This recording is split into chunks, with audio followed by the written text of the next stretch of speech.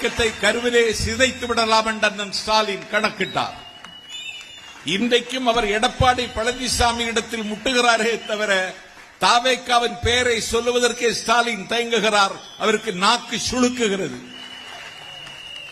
உனக்கு எங்கள் இயக்கத்தின் பெயரையே சொல்ல முடியவில்லை, எங்கள் தலைவரின் பெயரை உனக்கு உச்சரிக்க முடியவில்லை. நீ இன்னும் காலாவதியாகி போன எருமை மாடு எடப்பாடி தான் எதிரி என்று சொல்லிக் கொண்டு எத்தனை நாளைக்கு இந்த ஈனத்தனமான அரசியலை செய்வீர்கள்? எங்களுக்கு எங்கள் தலைவருக்கு வருகிற கூட்டத்தில் 1000 பங்கு எடப்பாடி பழனிசாமிக்கு உண்டா? நீ அவரை ஏன் முன்னிலைப்படுத்துகிறாய்?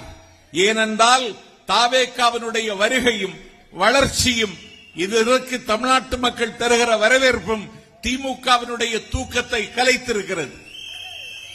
உனக்கு இன்றைக்கு நீ அதிர்ச்சியில் உறைந்திருக்கிறாய்.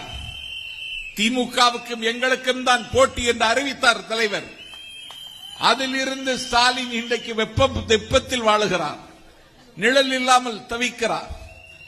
எங்கே போனாலும் அவருக்கு கூட்டம் வரவில்லை, திட்டமிட்டு திரட்டுகிறார்கள். ஒரு ஆளுக்கு 1000 2000 என்று கொடுத்து திரட்டுகிறார்கள். இன்றைக்கு பாக முகவர்கள் கூட்டத்தை கிழக்கு கடற்கரை சாலையில் திருவிடந்தையில் நடத்தியதற்கு ஒரு பாக முகவர்களுக்கு 10,000 ரூபாய் கொடுத்திருக்கிறார்கள்.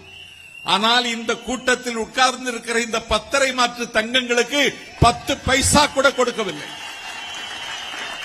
ஒரு கூட்டத்தில் வருகிற இளைஞர்கள் அமைப்பாளருக்கு 10,000.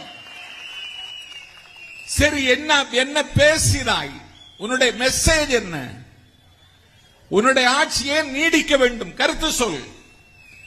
இந்த ஆட்சியை அப்புறப்படுத்த வேண்டும், நான் கருத்து சொல்ல தயார். நான் கேட்கிறேன், தமிழ்நாட்டில் சமூக நல்லிணம் இருக்கிறதா? தமிழ்நாட்டில் சபையை சார்பின்மை இருக்கிறதா? அன்றைக்கு சொன்னதை இன்றைக்கு நான் நினைவுறுகிறேன்.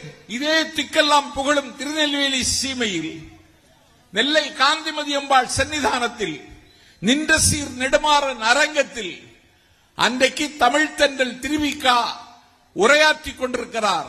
தன்னுடைய நல்ல நண்பரை பார்ப்பதற்காக எங்கள் கோட்டாரில் இருந்து சதாவதானி செய்குதம்பி பாவலர் நான் பார்க்க வேண்டும் என்